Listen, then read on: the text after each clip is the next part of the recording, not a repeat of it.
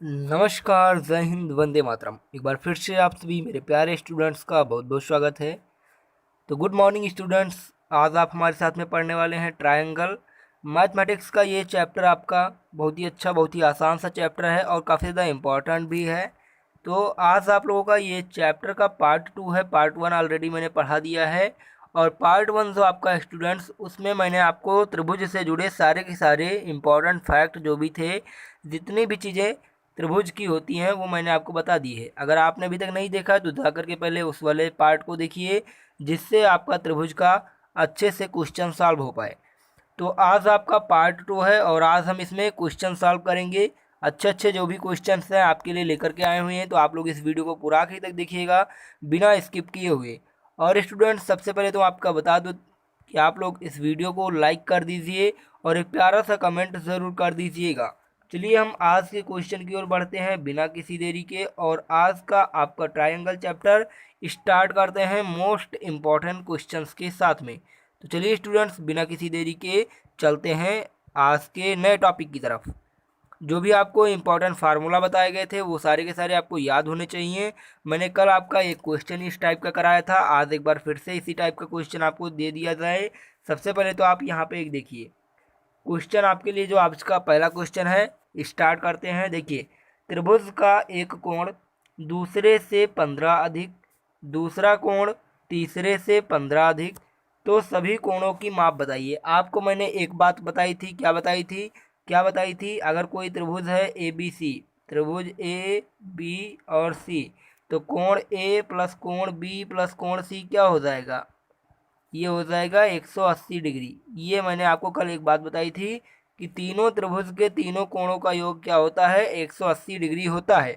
अब यहाँ पे त्रिभुज का बात किया गया तो त्रिभुज का 3 कोण भी दिया गया है, तो तीनों कोणों का जो योग होगा वो तो 180 होगा। अभी मैंने आपको बताया फार्मूला होता है। और यहाँ पे आप देखिए, एक कोण जो है दूसरे का 15 अधिक है और जो दूसरा कोण है वो तीसरे का 15 अधिक है। तो हम इसमें कैसे निकालेंगे? तो हम मान लेते हैं, सबसे पहले पीछे से मानेंगे। क्या मान लेते हैं? जो तीसरा कोण आपका है वो है एक्स। क्या मान लेते हैं? माना तीसरा कोण, क्या मानेंगे स्टूडेंट्स? यहाँ पे माना तीसरा कोण एक्स है। क्या है तीसरा कोण? तीसरा कोण, तीसरा कोण बराबर एक्स। तो जब आपका तीसरा कोण एक्स है तो दूसरा कोण आपका क्या हो जाएगा? यहाँ से जो सेकंड वाला आपका कोण होगा, तो यहाँ से जो आपका सेकंड एंगल होगा वो क्या हो जाएगा? आपको पता है जो दूसरा वाला था वो तीसरे से 15 अधिक है, तो 15 अधिक है, यानी कि आपका तीसरा क्या हो जाएगा? यहाँ से x प्लस 15 हो जाएगा। दूसरे से दूसरा जो कोण आपका है वो तीसरे से 15 अधिक है, तो 15 अधिक मैंने कर दिया, तीसरे से 15 अधिक कर दिया दूसरा। और अब जो पहला कोण आपका आ जाएगा वो क्या आ जाएगा? दूसरे से 15 अधिक है, तो जब दूसरे से पहला जो है 15 अधिक है तो दूसरा x प्लस 15 है, तो जो तीसरा हो जाएगा x प्लस 15 और प्लस में 15 हो जाएगा, क्योंकि दूसरे से भी 15 अलग है, ठीक है, ज़्यादा है। तो आपको यहाँ से ये बातें समझ में आई होंगी कि अगर हम तीसरा कोण मान लेते हैं x, तो दूसरा कोण आपका हो जाएगा तीसरे से 15 अधिक दिया हुआ था, तो दूसरा जो हो जाएगा x प्लस 15 हो जाएगा। पहला वाला कोण दूसरे से 15 अधिक दिया था, तो अगर x प्लस 15 ये है तो आपका जो पहला कोण हो जाएगा वो x प्लस 15 और प्लस में 15 हो जाएगा। तो ये आपके हो गए तीनों कोण। अब आपको पता है तीनों कोणों का जो योग होता है आपका क्या होता है?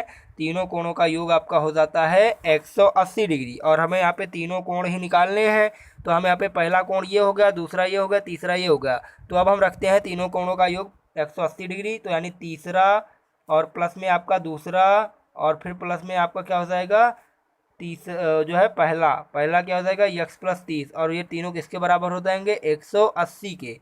अब देखिए यहाँ से आपका कितना हो जाएगा? 1 2 और 3, यानी 3x हो जाएगा, और बराबर में आपका क्या हो जाएगा? 180, और माइनस में 30 हो जाएगा, और माइनस में आपका 15 हो जाएगा। ये हो गया। अब देखिए 3x बराबर आपका क्या हो जाएगा? 180 में से जब 30 जाएगा तो 150 हो जाएगा, और 150 में से 15 जाएगा तो 135, 135 डिग्री हो गया।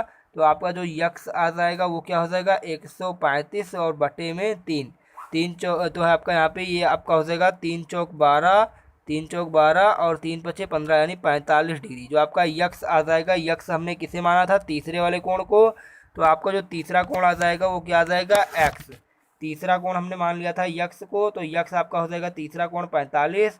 तो आपको दूसरा कोण क्या मिल जाएगा, दूसरा कोण मिल जाएगा यक्स 2, ये यक्स 3 है, और दूसरा कोण आपका यक्स 2 हो जाएगा। यक्स 2 क्या मिल जाएगा, तीसरे से 15 अधिक, तो 45 प्लस 15 हो जाएगा, बराबर में आपका क्या हो जाएगा, 45 और 15 60, यानी 60 डिग्री हो जाएगा।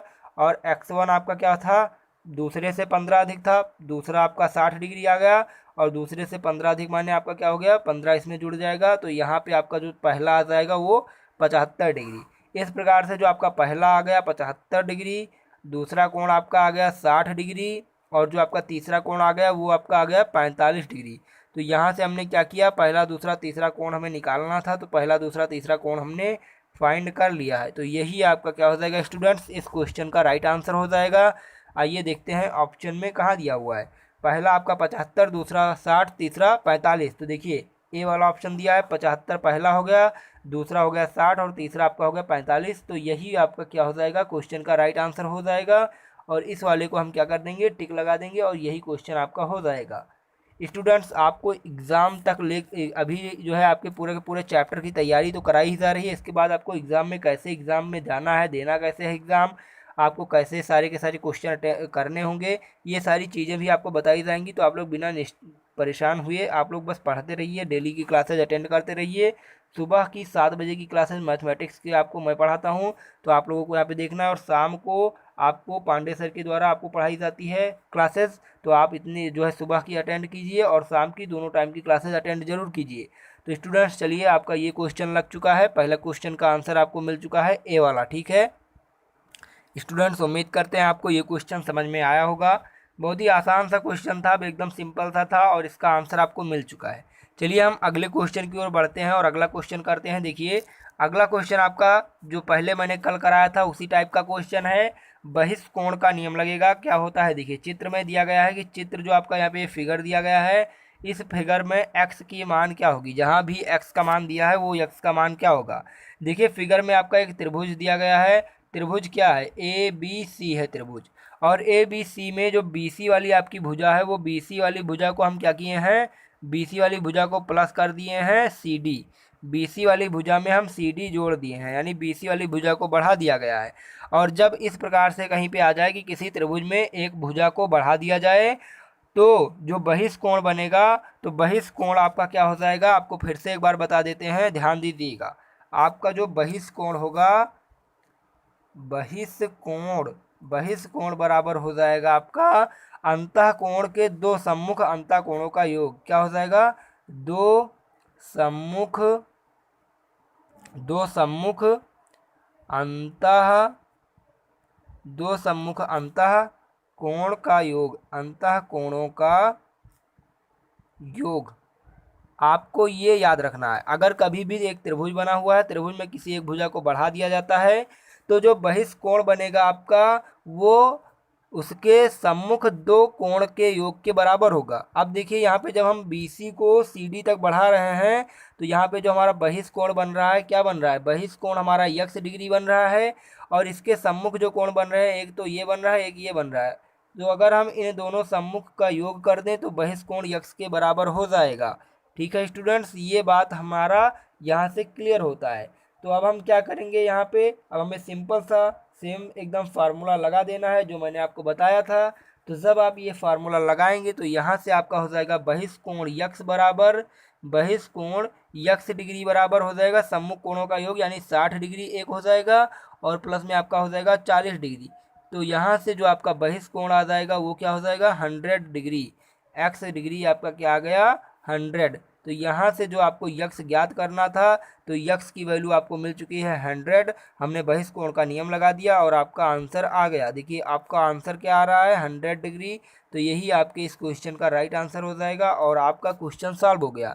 इस प्रकार से मैंने पहले लेक्चर में भी एक वीडियो बनाई थी, उसमें आपको ये क्वेश्चन कराया था, पहला ही क्वेश्चन आपका था। तो आपको ये सारे के सारे क्वेश्चन अगर आपको देखने को मिलेंगे तो आप लोग सॉल्व कर पाएंगे, ये मेरा मानना है। तो चलिए अब हम बढ़ते हैं अगले क्वेश्चन की तरफ, और आपका ये भी क्वेश्चन सॉल्व हो गया आसान तरीके से। देखिए अगला क्वेश्चन क्या है, समझने वाला बात है, आपको यहाँ पे समझना भी पड़ेगा अच्छे से। देखिए पॉलिटेक्निक 2014 में पूछा जा चुका है और थोड़ा सा टिपिकल भी है।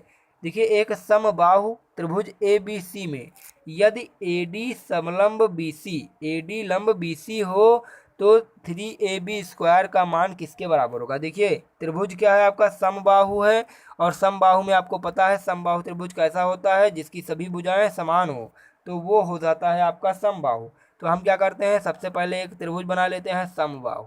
तो ये मान लेते हैं समबाहु त्रिभुज आपका हो गया, ठीक है। समबाहु त्रिभुज क्या हो गया आपका, ए बी सी। समबाहु त्रिभुज आपका ए बी सी हो गया। और कह रहा है, क्या कह रहा है क्वेश्चन में, आप देखिए ए बी लंब बी सी, यानी ए डी लंब बी सी, ए डी से एक लंब डाला गया है बी सी पर, तो ये आपका हो जाएगा डी। तो ए डी समलंब बी जो है आपका डी सी। तो यहाँ से आपको देखिए यहाँ पे जो आपका बनेगा वो 90 डिग्री का बन जाएगा। अब कह रहा है आपका 3AB² ए बी का मतलब क्या हुआ आपका ये वाला, तो ये 3AB² किसके बराबर होगा, ये हमें ज्ञात करना है। अब देखिए ये हम कैसे ज्ञात करेंगे आपको हम बताते हैं। देखिए जब समबाहु त्रिभुज है तो समबाहु त्रिभुज में आपका क्या होगा, ए बी बराबर बी सी, और बी सी किसके बराबर हो जाएगा, ए सी के। ये आपका हो जाएगा ए बी बराबर बी सी बराबर ए सी या सी ए, कुछ भी लिख सकते हैं। तो ये तो आपका समबाहु त्रिभुज के नियम से लग गया। अगर त्रिभुज समबाहु है तो आपका ए बी बी सी और ए सी तीनों बराबर हो जाएगा। अब देखिए जो आपका बी सी दिया हुआ है, बी सी क्या दिया हुआ है, B D plus D C दिया हुआ है। जब बी डी और डी सी को जोड़ेंगे तो बी सी हो जाएगा। तो यहाँ से आपका मिल जाएगा B D plus D C. A C जो बी सी आपका मिला वो क्या मिल गया, B D plus D C. या फिर हम कह सकते हैं, देखिए ये आधा हुआ है क्योंकि इसका अर्धक हुआ, तो यहाँ से जो ये बी डी होगी वो डी सी होगी, और बी डी और डी सी आपस में क्या हो जाएगा, बी डी बराबर हो जाएगा डी सी के, क्योंकि देखिए यहाँ से अर्धक किया गया है इसका, तो ये आधा आधा दोनों बराबर है। तो इस प्रकार से हम बी सी को क्या लिख सकते हैं, हम बी सी को लिख सकते हैं 2DC, 2DC, क्योंकि बी डी और डी सी जब बराबर होंगे तो 2DC हो जाएगा बी सी का मान। अब देखिए आपको ए बी और ए बी बराबर बी सी बराबर ए सी मिल गया, और बी सी आपका 2DC के बराबर हो गया। अब देखिए आपका स्टूडेंट्स यहाँ से क्या किया जाएगा, 2DC आ गया बी सी की जगह पे, तो बी सी की जगह पे अगर हम 2DC रखें, अगर हम देखिए यहाँ से आपका क्या हो जाएगा, आपका मिल गया यहाँ से बी सी बराबर 2DC। जब बी सी बराबर 2DC मिल गया, और आपको अब देखिए यहाँ पे क्या करना है स्टूडेंट्स, ध्यान दीजिएगा।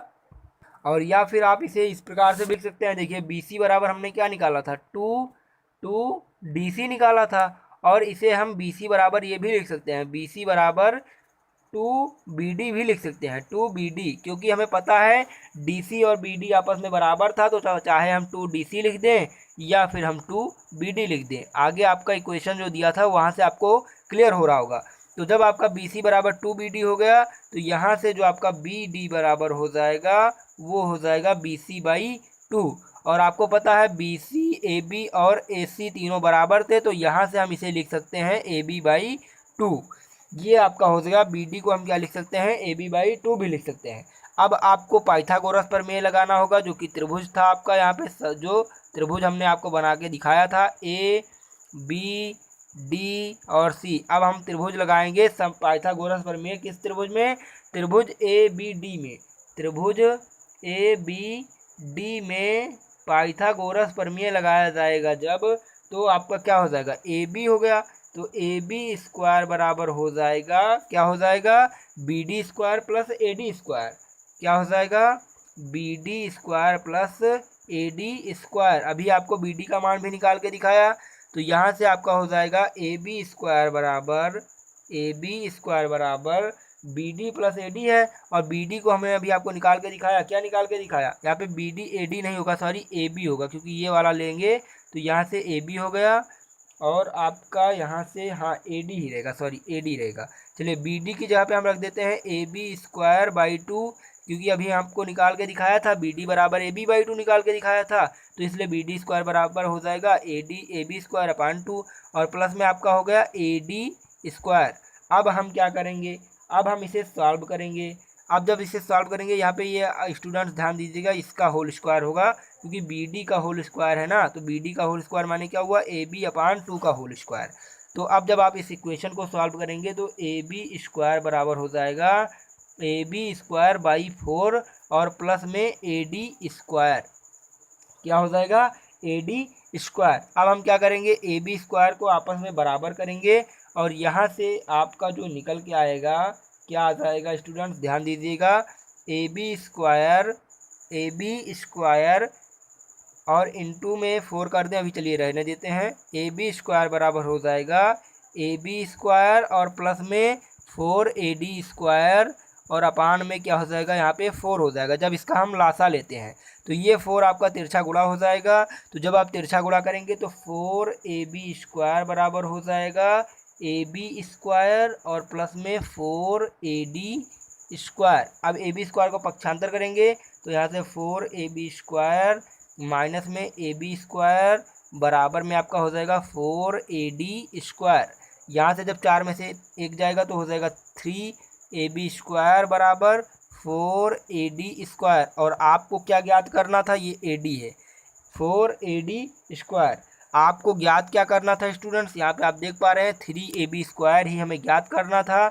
तो 3 ए बी स्क्वायर जो आपका निकल के आया वो किसके बराबर आ गया, 4 ए डी स्क्वायर के आ गया। तो 3 ए बी स्क्वायर आपका किसके बराबर आ गया, 4 ए डी स्क्वायर के बराबर आपका मान यहाँ से आ गया।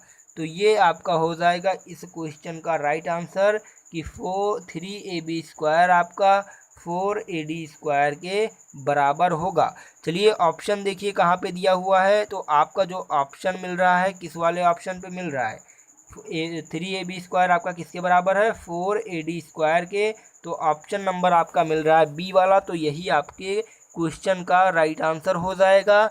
तो चलिए ये भी आपका क्वेश्चन सॉल्व हो चुका है, कैसे सॉल्व करना है मैंने आपको बता दिया, उम्मीद करते हैं आपको समझ में भी आ गया होगा।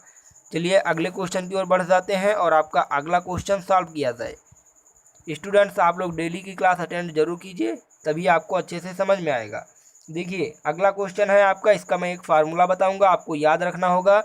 पॉलिटेक्निक एंट्रेंस एग्जाम 2010 में पूछा जा चुका है। यदि किसी त्रिभुज ए बी सी का लंब केंद्र ओ है, केंद्रक जी है, यस आपका परिकेंद्र है तथा यस जी आपका दिया है 3 सेंटीमीटर, ओ जी बराबर है, किसके बराबर होगा ओ जी, वो आपको बताना है। चलिए मैं आपको इसका एक ट्रिक बताता हूँ, एक फार्मूला बताता हूँ जो कि आपको याद रखना होगा। आपको बता दिया जाए फ्रेंड्स, याद कर लीजिएगा, ध्यान कर लीजिएगा, नोट भी कर लीजिएगा कि किसी अगर त्रिभुज के लंब केंद्र, क्या त्रिभुज के लंब केंद्र ओ कामा केंद्रक क्या होता है आपका जी तथा परिकेंद्र क्या हो जाएगा, परिकेंद्र यस के बीच इनमें क्या संबंध होता है आपको ये ध्यान देना होगा, क्योंकि ये जो क्वेश्चन आपका है, ध्यान दीजिए क्वेश्चन में 3 चीज ही दिया गया है, लंब केंद्र, केंद्रक और परिकेंद्र। और लंब केंद्र, केंद्रक और परिकेंद्र में एक संबंध होता है, आपको याद रखना है क्या संबंध होता है। देखिए संबंध क्या होता है इनके बीच जो संबंध होता है वो क्या होता है, ओजी अनुपात यस जी बराबर में होता है आपका 2:1। ये अनुपात आपको याद रखना है, ओजी अनुपात यस जी बराबर होता है 2:1। ये किनके बीच संबंध है, ये आपका संबंध है लंब केंद्र, परिकेंद्र तथा केंद्रक के बीच। ओजी बराबर आपका किसके बराबर होता है, ओजी अनुपात यस जी बराबर होता है आपका 2:1। अब देखिए आपको यहाँ पे यस जी का मान या कुछ दिया हुआ था, यस जी का मान 3 दिया है, ओजी का ज्ञात करना है। अब जब आपका यस जी का मान दिया है, ओजी का ज्ञात करना है, इधर सब कुछ दिया ही है, तो आप इसे इस प्रकार भी लिख सकते हैं, ओजी अपान यस जी बराबर 2/1। अब यस जी का मान आपको 3 दिया हुआ है, तो हम यहाँ से जब यस जी का मान 3 रखेंगे, ओजी अपान यस जी बराबर 2/1 दिया हुआ है, तो ओ जी बराबर आपका हो जाएगा 2 और एस जी का मान आपको दिया है 3, तो यहाँ से हो जाएगा 2 × 3 बराबर 6। तो आपका जो ओ जी आ जाएगा वो क्या हो जाएगा, आपका ओ जी आपका हो जाएगा 6। और 6 किस मात्रक में होगा, क्योंकि यहाँ पे देखिए 3 आपका सेंटीमीटर में दिया हुआ था, तो यहाँ से जो आपका एस जी ओ जी आ जाएगा वो किस में आ जाएगा, 6 सेंटीमीटर में आ जाएगा।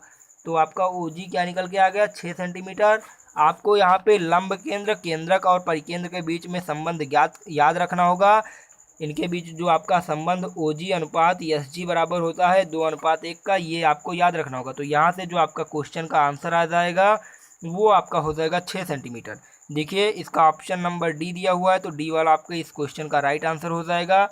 संबंध आप याद रखिएगा, लंब केंद्र, परिकेंद्र तथा केंद्रक के बीच संबंध क्या होता है, OG अनुपात SG बराबर होता है 2:1। ये आपको याद रखना होगा। तो चलिए हम अगले क्वेश्चन की ओर बढ़ते हैं और आपको ये भी क्वेश्चन क्लियर हो गया होगा। चलिए अगला क्वेश्चन देख लीजिए। तो आपका यहाँ पे देखिए अगला क्वेश्चन जो है आपको होमवर्क के लिए है। आप आंसर हमें कमेंट में बताइएगा, इसे सॉल्व कीजिएगा। देखते हैं कितने बच्चों का आंसर सही आता है। पॉलिटेक्निक एंट्रेंस एग्जाम 2010 में भी ये क्वेश्चन पूछा जा चुका है, इंपॉर्टेंट क्वेश्चन है आपके लिए, तो आप इसे सॉल्व जरूर कीजिएगा। देखिए क्वेश्चन आप एक बार ध्यान से देख लीजिए, नोट कर लीजिए या फिर आप स्क्रीनशॉट भी ले सकते हैं। ये क्वेश्चन आपको सॉल्व करना है। चलिए हम अगले क्वेश्चन की ओर बढ़ते हैं। देखिए पॉलिटेक्निक एंट्रेंस एग्जाम 2011 में भी पूछा जा चुका है ये क्वेश्चन। चलिए आपको सॉल्व करा देते हैं। देखिए यदि किसी त्रिभुज के कोणों का अनुपात, कोण का अनुपात आपका 1:2:3 है, तो उनकी संगत भुजाओं का अनुपात क्या होगा। तो संगत भुजाओं का अनुपात आपको ज्ञात करना है। तो संगत भुजाओं का अनुपात कैसे ज्ञात करेंगे हम बताते हैं। देखिए सबसे पहले तो कोणों का अनुपात दिया है, तो सबसे पहले हम क्या निकालते हैं, कोण निकालते हैं। देखिए कोणों का अनुपात माने ये पहला कोण हो गया, दूसरा कोण और तीसरा कोण, तीनों कोणों का अनुपात है। मान लेते हैं कोण आपका यक्स है, तो आपका जो पहला कोण हो जाएगा वो 1 हो जाएगा, यानी यक्स हो जाएगा। प्लस में आपका जो दूसरा कोण हो जाएगा वो 2 अनुपात में है, तो 2 यक्स हो जाएगा। और प्लस में आपका जो तीसरा कोण है 3 अनुपात में है, तो 3 यक्स हो जाएगा। अनुपात में जितने यहाँ पे गुणन है उसे हम यक्स के गुणन के रूप में लिख देंगे। और देखिए आपका तीन कोणों का योग क्या होता है, 180 के बराबर होता है। तो हमने क्या किया, x plus 2x plus 3x बराबर कर दिया, तीनों कोणों का योग 180 के बराबर। देखिए 2 और 1 3, 2 5 और 1 6 हो जाएगा, 6x बराबर आपका 180 हो जाएगा। तो 6 3 18 यानी आपका 30 आ गया।